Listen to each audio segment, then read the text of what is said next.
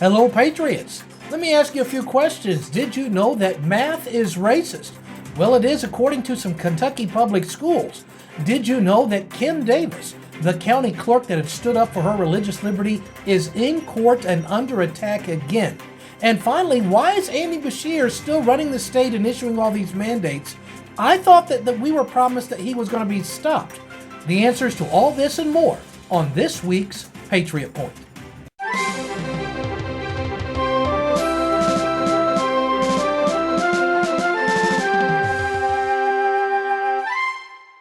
Hello, Patriots. I'm Lee Watts, and this is Patriot Point, a place where you can get news that they're not going to give you anywhere else. Let's start off this week by talking about how math is racist. This is one of the most crazy things that I've ever heard of, and yet this is what is being pushed by the Jefferson County Public School District. That is correct. Our largest school district here in Kentucky around Louisville is saying that not only is math racist, but it is a perpetuation of, quote, curricular violence, end quote. So the curriculum is racist and it is causing violence. I mean, wow. I mean, the only time math ever caused violence to me is I would have to beat my head against the desk because I didn't understand some of it when the teacher was talking about it. But it has nothing to do with racism. But yet that is what is happening. There is a year-long training program that is going to be instituted for our teachers in the Jefferson County Public School District. And it is going to be about, quote, anti-racist mathematics, end quote. Now, this is a crazy training program, racist mathematics. I don't know why 1 + 1 being 2 is now racist, but apparently it is. This is going to be a course that is going to be taught, a year-long course by this person named Latifah Id-Din. And if I'm mispronouncing her name, please forgive me, it is not intentional. And these are some of the topics that are going to be part of this course. You'd think I was making this stuff up. Sadly, I am not. One of the topics of this course is white supremacy in mathematics. Another one of these is racial trauma in mathematics.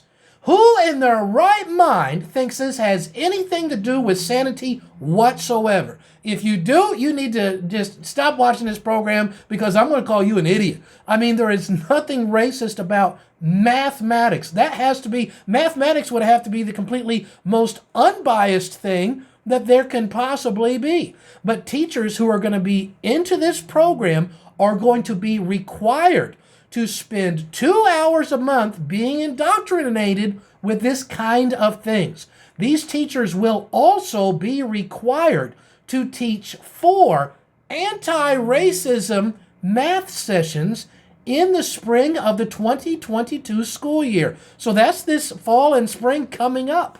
This program's, quote, toolkit encourages teachers to, quote, come up with at least 2 answers that might solve this problem, end quote.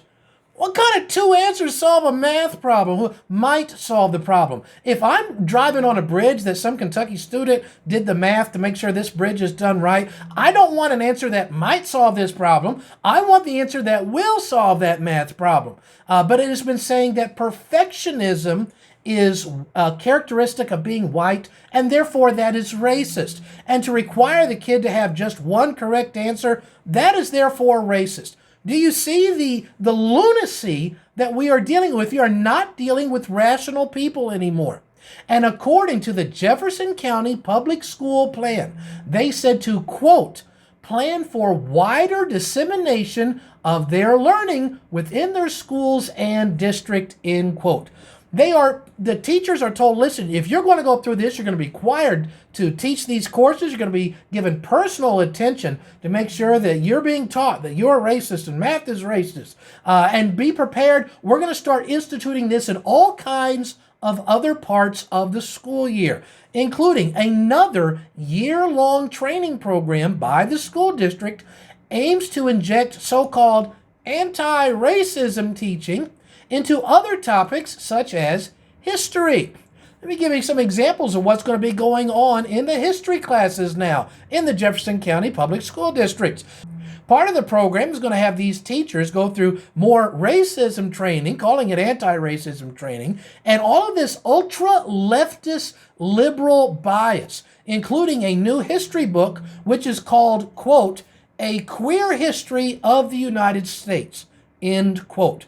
This is the reason why I think that they track school registrations. And I think because of this racism which is being taught, because of they call it anti-racism, but it's actually racism. They're calling it the exact opposite of what it is. Because of this level of stupidity which is being pushed by this, that is why public school registrations are down in Kentucky by 13%. According to two different reports that I've been able to read. 13% is huge. And I think we're going to see a ton more parents. If they start actually finding out what is being pushed on their kids, and the kids are literally being told, don't tell mom and dad what we went on in class today. More and more parents find out about this. I imagine more and more of them are going to say, I'm taking you out of that school. I'll put you in private school. I'll put you in church school. I'll do homeschool, something, anything to protect their children from this. We also have to step up. I hope that you will be going to your county school board meetings and crying out against this, because our teachers can't do this. We've got a lot of good teachers in Kentucky who are being forced to do this type of stuff, who wouldn't want to. And if they try to speak up against it, what's going to happen? They are going to be censured. They are going to be threatened. They are going to be bullied. And they really can't do it on threat of their very jobs. So it has to be we the people, you the parents, that'll stand up, defend our students, defend our teachers against this ultra-leftist Marxist ideology that is now part of the Jefferson County, Kentucky public school district plans. If that doesn't get your goat, then you just must not have a goat. Because if you did, you go check your goat, because it's going to be gone. I mean, this just gets my goat. Well, let's talk about the second issue we've got today, and this has to do with Kim Davis. Do you remember Kim Davis? It was 6 years ago in 2015. She was the Rowan County clerk, and she refused to put her name on a homosexual marriage license, but at the same time directed those people to where they could get their license signed by other clerks, but they weren't satisfied with getting it done that day. They wanted to force her to do it. So it wasn't a question they couldn't get it done. It was a question of, no, we want to force you to do this. And that's really a lot of what we're talking about nowadays, is the left wants to force things on us. Well, this was in September of 2015. You probably watched all the court battles, and she was released from court, and that's great. Did you know she is still in court? Because homosexual active groups are still suing her. Let me give you some of the examples. Even though this event was years ago, there was a guy who was fired from his job 3 years later, and he lives about 3 hours away from where Kim Davis is at, and yet he is blaming her for him losing his job, even though this event, when he got fired 3 years later, 3 hours away, and yet he's going to sue her, saying, oh, no, it's her fault. There's another person who is suing Kim Davis because of what is called, quote, emotional torment. Now, what was this emotional torment? Well, it's because a church that isn't even the one where Kim Davis attends put up a little sign that said, man making sin legal doesn't make it right. And somehow that church's sign has caused emotional torment for this person. And so they're suing Kim Davis because of this random church's sign. This church might have been talking about abortion. And just because man makes it legal, it doesn't make it right. And really anything else that the government says is legal that the Bible does not. So this is what our dear sister who stood up for religious liberty and her principles, her beliefs, still under attack and in court today. So I encourage you, put Kim Davis back on your prayer list. The lawyers are going to be filing a motion to dismiss all of these things because they're just craziness. And if that can happen, great. And if not, they're going to have a jury trial for this in the federal courts. So a matter to be praying about, and we'll keep you updated as more information becomes available. Now let's do a little COVID update. Andy Beshear and the left are going absolutely insane with all of these mandates, power grabs, forcing people to do things against their will. Now we see that the mayor of New York City is forcing people to be vaccinated if they dare to enter a restaurant or a gym. Now wait a second. I remember that we had the flu shot for all of these years, and the regular flu does kill tens of thousands of Americans every year. I don't remember being all this hoopla and division and segregating people based on if they had their flu shot this year or not. And yet that's what's going on.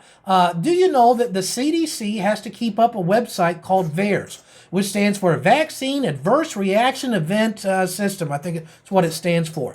And according to the CDC site, more than 45,000 Americans have died because of this vaccine.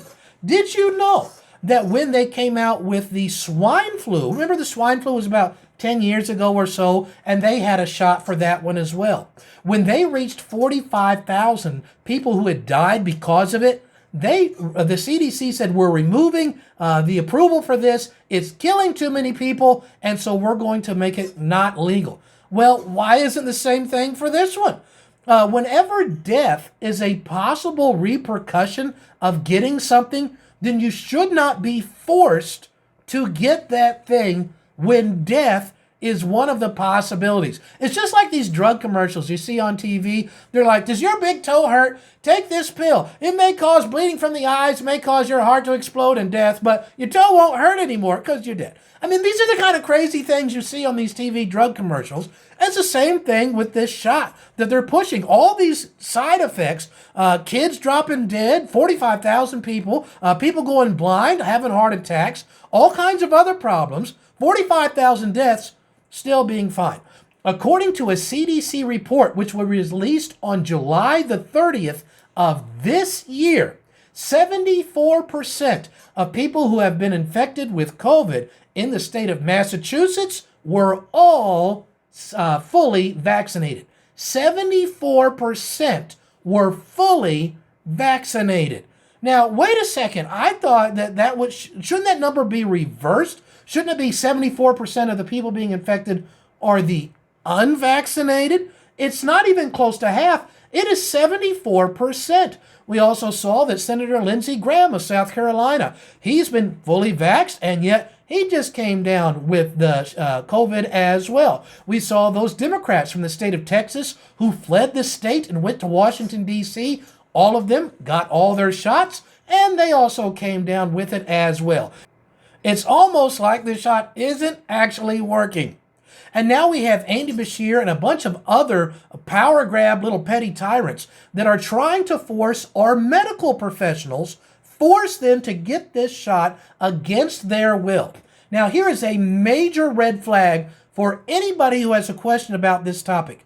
Why are medical care professionals being forced against their will to get this? That means that these medical professionals, huge numbers of them, are like, I'm not taking this thing. It's obviously free and available to anybody who wants it. They work in the medical field, and yet they are like, I don't want to take this thing, and are now being threatened with losing their certifications, with losing their jobs, and never being able to work in their field again because they're losing all their certifications if they don't take it. First, it was, hey, if you take this, you're a great person. And then it was bribery if you take it. And then social pressuring. And now you're going to take it, sucker, and if you don't, we're going to come to your house. This should be major red flags. If it was really that good, you wouldn't have to pressure and bribe and threaten and coerce and bully people to actually get this thing. And there also wouldn't be 45,000 plus deaths directly linked to it, according to the CDC's own site. I'm going to give you one other thing about the vaccine. The 3 vaccines which are approved here in the United States, each one of them was either developed, tested, or produced using aborted baby parts, fetal cells from elective abortions. And some people say, oh, well, those abortions were years ago. I don't care how long ago that it was. We are dealing with this shot which has been based on and developed from elective abortions. God is not going to bless that at all. Well, these are some heavy things this week, so I want to leave you with at least a little bit of good news. Do you remember that couple? It was the McCloskeys who stood in front of their home to defend their home with some firearms when all these BLM protesters were basically destroying the city and burning it down, and was threatening to do that to their house. So these people had their guns on their own property, and they were taken to court saying, well, hey, you're threatening people.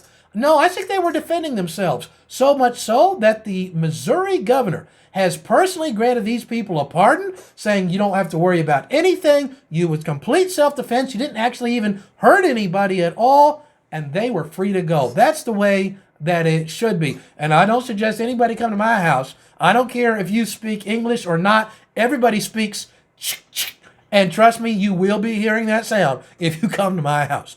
So that's a little bit of the things going on right now, some of the things that you can do about it, and a bit of good news.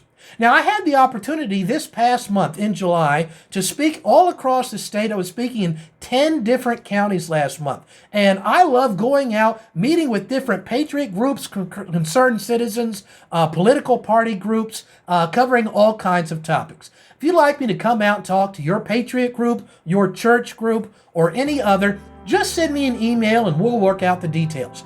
My email address is lee.watts.kentucky@gmail.com, and I look forward to hearing from you. And until next week, this is Lee Watts reminding you that liberty is not a spectator sport.